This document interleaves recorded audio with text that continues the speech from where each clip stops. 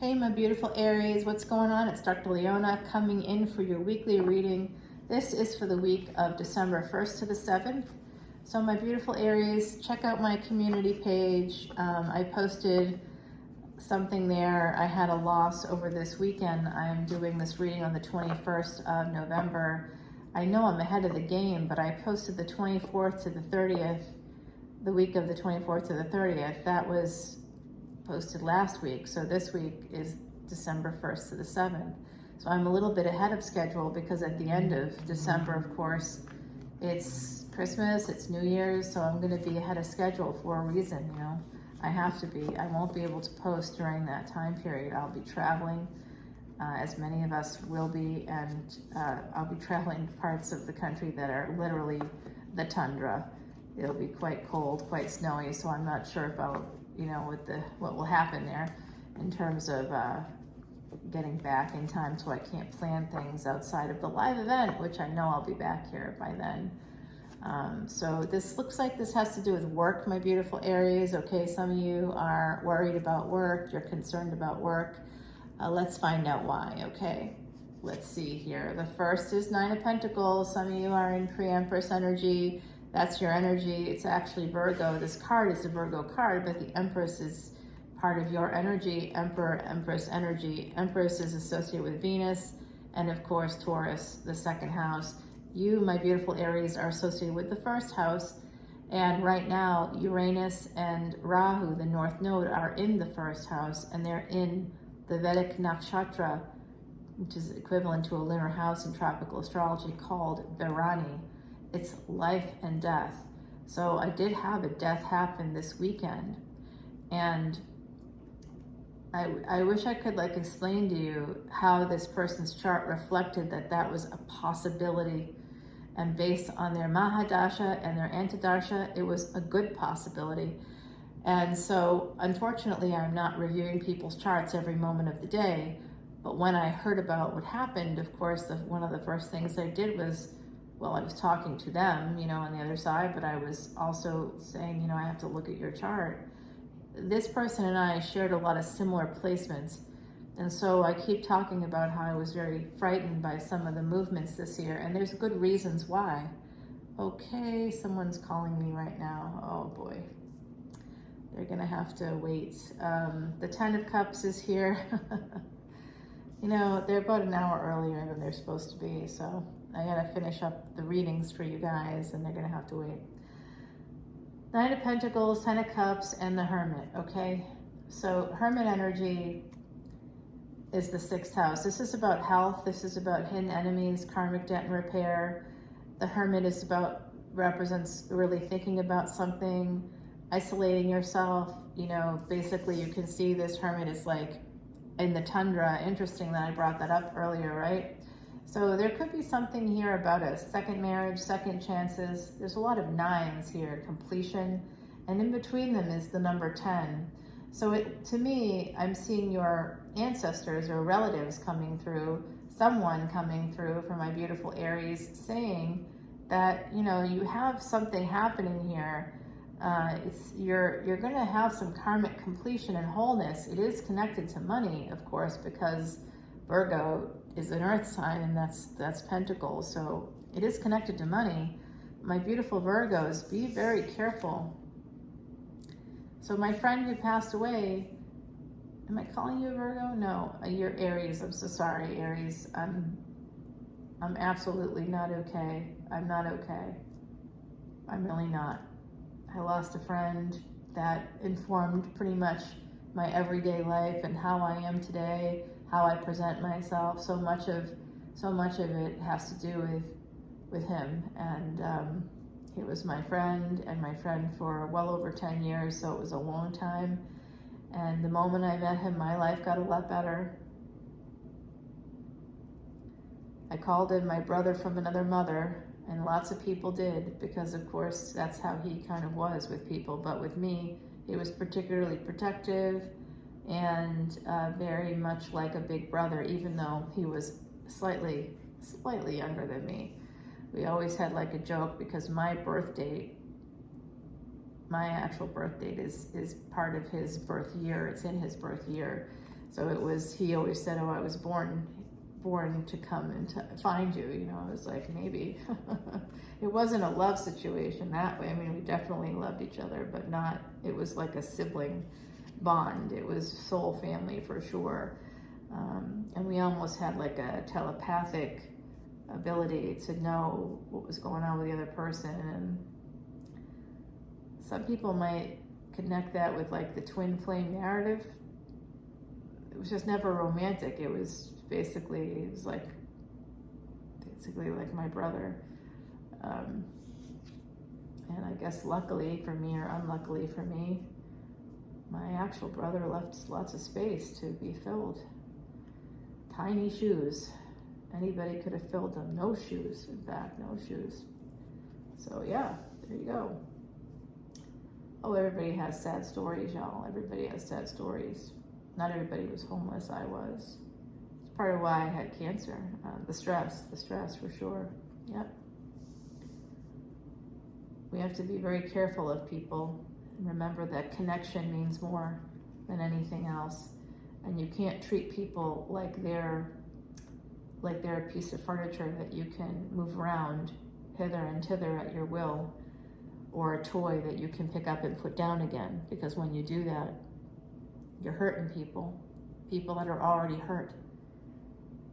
And you may on some level know that they're vulnerable, and that might even be why you liked them in the first place.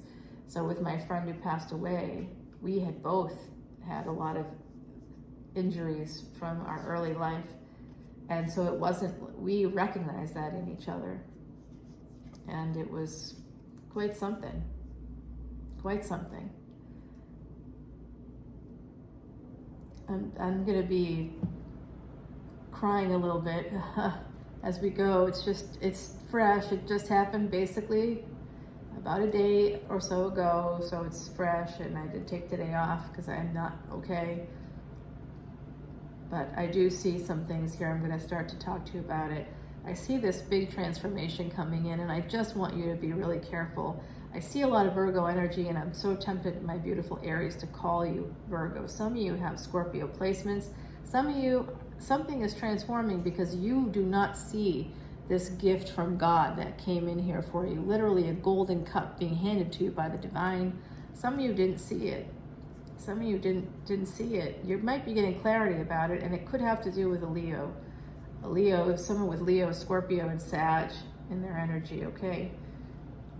They are very spiritual. They may help you change your world, and some of you are getting clarity about that. I do see here that this person could have some angelic vibes, some angelic help. Also, the divine is helping them. This could also be your energy, but I don't think so. I think this is someone outside of you.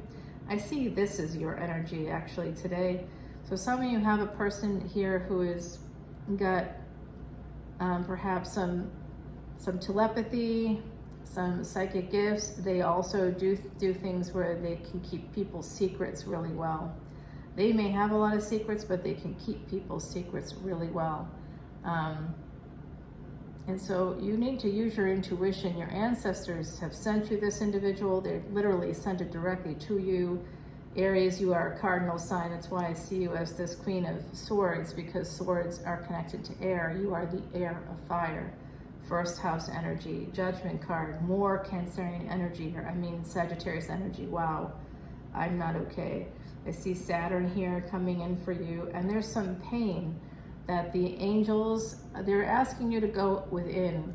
So this is, to me, the card that's telling you that you might need to go to therapy. This whole line is saying you might need some therapy to heal something connected to a circumstance when you were younger. And whoever this person is, they're going to help you transform, if not your mind, they're going to help you transform your money. They're going to inspire you in some way. You're going to get more clarity, just like being near them or something like that. They're going to help you. This person has a lot of pain as well, and that's possibly why they're able to help you out in the way that they are. So some of you have some pain connected to when you were younger, and it's time to change that. There could have been a Taurus in the mix there. 7 of Cups. This is about having some choices, making choices that are going to lead to Gemini energy, to be honest with you. So choices that your ancestors or your relatives on the other side are trying to help you so that you can be financially independent.